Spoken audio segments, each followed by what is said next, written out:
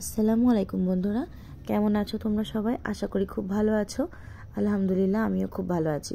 আজকে চলে এসেছি তোমাদের সঙ্গে আবার একটা রেসিপি শেয়ার করতে। আজকে আমার আব্বু বাড়িতে ছিল, তো আজকে আমার আব্বু রান্না করেছে। আমি সবসময় তোমাদের সঙ্গে আমার মায়ের এবং আমার রেসিপি শেয়ার করি। আজকে আমি শেয়ার করব আমার আব্বুর হাতের একটা নিরামিষ রেসিপি।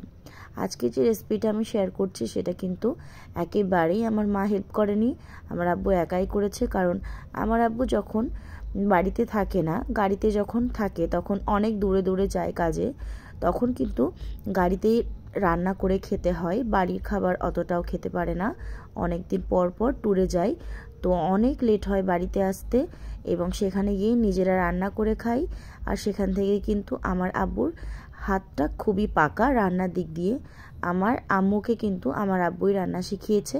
তো তোমরা যে রান্নাগুলো দেখো রেগুলারলি, সেগুলোও কিন্তু আমার আব্বু আমার আম্মিকে শিখিয়েছে, এবং আমার আম্মিও নিজে থেকে অনেক রান্না শিখেছে। তো আজকে চলেছি তোমাদের সঙ্গে সেই মানুষটার একটা রান্নার ভিডিও শেয়ার করতে। তো প্রথমেই তোমরা এখানে দেখছো এই যে কাঠের ঠুকনিটা আমি নিয়েছিলাম মায়ের জন্য, সেটা দিয়ে কিন্তু আব্বু এখানে আদা আর রসুনটাকে ভালো করে থেতো করে নিয়েছে। এরপরে চলে যাব সোজা রান্নায়। রান্না করার সময় প্রথমেই কিন্তু কড়াইতে দিয়ে দিয়েছে তেজপাতা, তারপরে পেঁয়াজ। তেজপাতাটা একটু ভাজা হয়ে যাওয়ার পরে পেঁয়াজ কুচি আর কাঁচা লঙ্কা কুচি দিয়েছে। কাঁচা লঙ্কা কুচিটা দিয়ে ভালো করে ভাজা ভাজা করে নিয়ে এখানে একটু গোটা গোটা করে আলু কেটে রেখেছিল, আলুগুলো দেওয়ার পরে সামান্য লবণ দিয়ে ভালো করে নাড়াচাড়া করে কিছুটাক্ষণ এটা ভেজে নিতে হবে। এরপরে যে থেতো করে রাখা আদা আর রসুনটা ছিল সেটা দিয়ে দিয়েছে।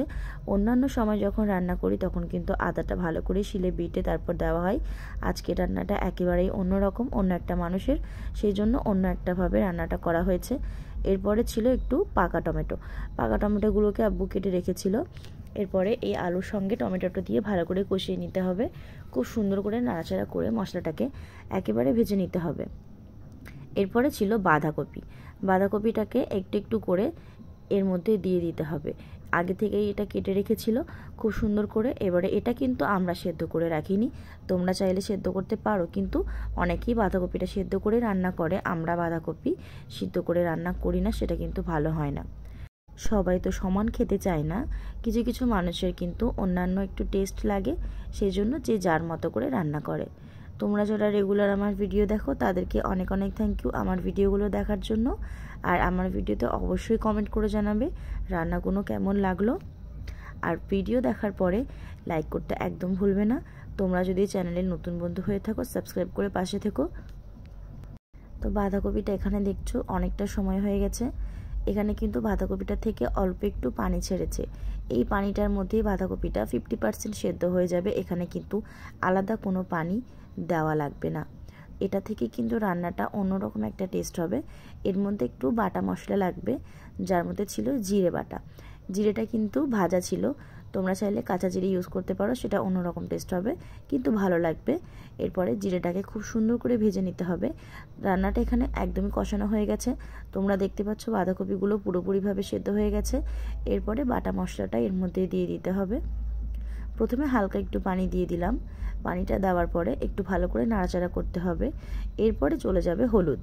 হলুদটা দেওয়ার আগে সবসময় একটু পানি দিয়ে নেবে, তাহলে হলুদটা পুড়ে যাবে না আর রান্নাটা তিতো ভাবটা আসবে না। হলুদটা দিয়ে ভালো করে নাড়াচাড়া করে নিতে হবে। এরপরে যে জিরে বাটাটা ছিল সেটা কিন্তু এর মধ্যে দিয়ে দিতে হবে।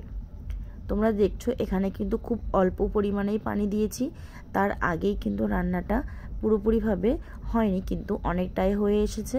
50% এখানে কিন্তু বাঁধাকপিটা সেদ্ধ হয়ে গেছে। এরপরে কিন্তু সবার শেষে বাটনা দেওয়ার পরে ভালো করে নাড়াচাড়া করে পানিটা দিয়ে দিতে হবে পরিমাণ মতো। পানিটা যখন পুরোপুরিভাবে শুকিয়ে আসবে তখন কিন্তু রান্নাটা কমপ্লিট হয়ে যাবে। এভাবেই রান্নাটা করবে, আশা করি খুব ভালো লাগবে। তো কালকে তোমাদের সঙ্গে নতুন কোনো ভিডিও শেয়ার করতে আসবো।